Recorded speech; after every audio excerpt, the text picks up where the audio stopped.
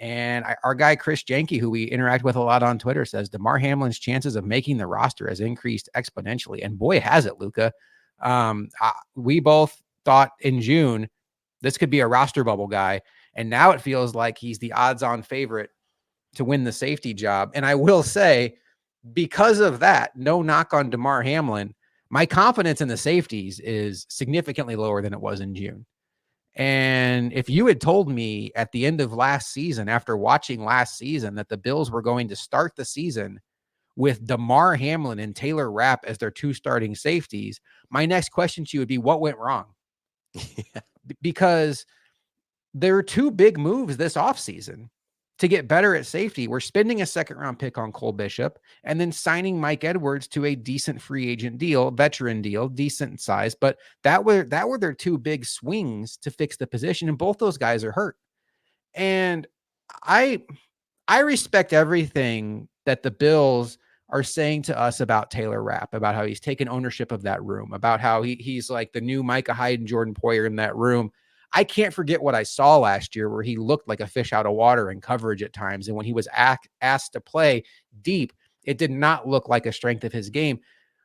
I go back to Damar Hamlin post-incident in Cincinnati. I use the word incident because I'm just not sure what the appropriate way to describe it is. So I apologize if that's offensive, but I'm just trying to, I'm trying to do right by him. And I feel like he was emerging as a player, but I never, even at his best, felt like this is a long-term answer for the Bills at safety. And then since he's been back on the field, I haven't seen anything that told me like this is going to be the guy to start after Hyde and Poyer are gone. So my confidence level right now in the safeties is really, really low. And we've outlined the challenge the Bills have to start the season with Kyler Murray and then that Miami Dolphins offense 5 days apart. Holy cow, that is not a position I feel good about the Bills having questions about. Oh, 1,000%. The thing with Damar Hamlin to me is pre-incident, if that's what we're labeling it here, he was still just kind of, okay, we have a guy there. Like, I'm not saying a guy in the sense of excited. It's just someone that's serviceable. He was doing an okay job. He was fine.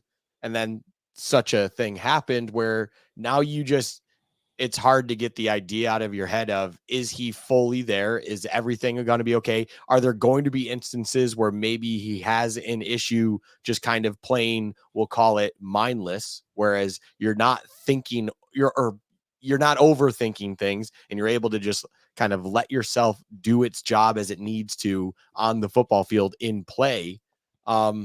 I think it's one of those things where Damar Hamlin pre-situation, it felt like he was a depth player. That's what he was. And now there's nothing that should have changed my mind, I feel like, when it comes to where we sit with him now. All things considered, it's not like he somehow developed in this time where I'm like, okay, he can be a starter now. So the fact that we've fallen into this situation where he is, I don't know how you can feel very comfortable about it, to be quite honest, because you then add in, like you said, all of the images of the 2023 season with Taylor Rapp. There's not a whole heck of a lot to be confident about. Taylor Rapp can do certain things well. Playing deep safety like we had Micah Hyde and Jordan Poyer, that is not one of them that we've seen so far, at least in meaningful action. So it's not anything, by the way, that's going to change in the next two preseason games either. This is the kind of thing, like I talked about even earlier. You can do incredible things in the preseason. It doesn't move. You have to be Victor Cruz against the Jets to move the needle. That's what you have to be. You have to be a superstar in the start of a game where all of a sudden you have hot clips of who the heck is that guy? Because clearly NFL coaches are like, why is he your seventh string receiver?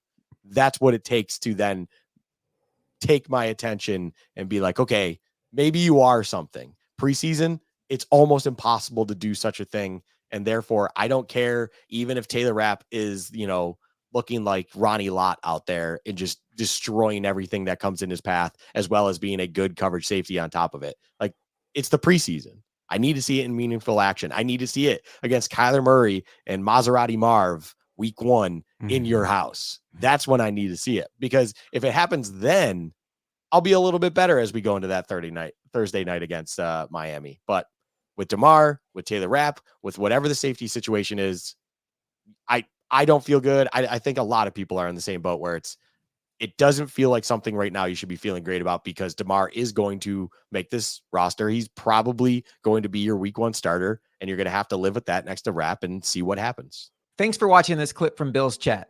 For the full episode, you can find the link in the description. While you're here, we would love it if you took the time to like and subscribe. That way you'll never miss when we upload new content to Bill's chat on YouTube.